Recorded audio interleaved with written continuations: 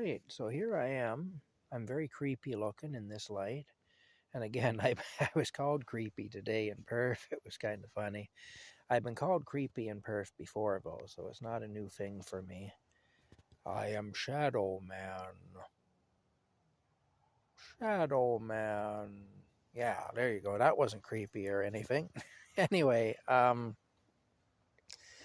yeah, a guy called me creepy because I was making a video downtown. He told me he thought it was pretty creepy, and he was afraid he might be in it and all that business.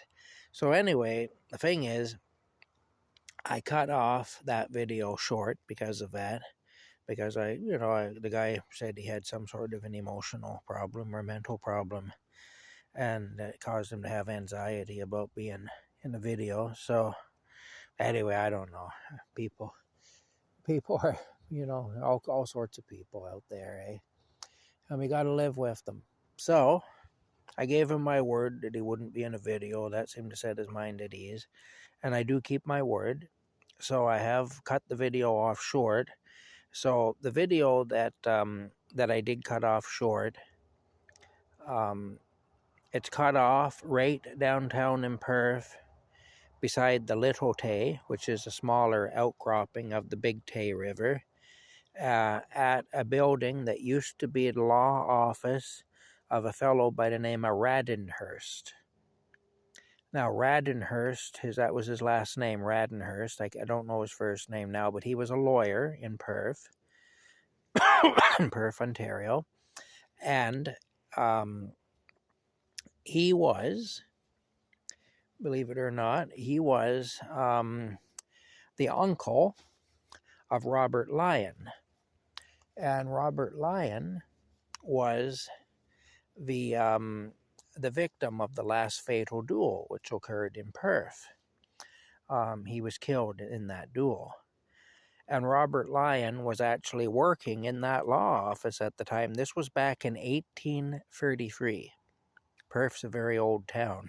Perth was founded in 1816 as a Scottish military settlement for British Empire loyalists who fought in the War of 1812. And a lot of these guys were also accomplished stonemasons, and so that's why there's so many stone buildings in Perth and area. And also because there's a lot of stones, it's not a great place to farm unless you want to grow stones. But it's a great place to build stuff out of stone if you're into that. Anyway, that place where I ended the video, though, and I do mention it in the video, I say the name Radenhurst. That's the office that Robert Lyon was working in as he was training to become a lawyer under his uncle. And his uncle was the man whose name was on the sign painted on the stone there, Radenhurst. When I was young, that sign was very visible. Like, you could still read it and everything. It was really good. It's pretty much gone now, but you can still see traces of it, But it is pretty much gone now. But yeah, it was just painted on the stone there, the sign saying that was the legal office of this lawyer whose name was Radenhurst. Anyway, that was Robert Lyon's place of employment at the time that he was killed in the last fatal duel. So that's the story behind that anyway. All right, I say, I cut the video off short as a courtesy to the individual who was afraid he might have appeared on it. Now, I didn't legally have to do that. There's no expectation of privacy on the public street, and there's cameras all up and down that street, so whether that fella knows it or not, he was being videoed the whole time he was on the street. We all were, there's no way around it now.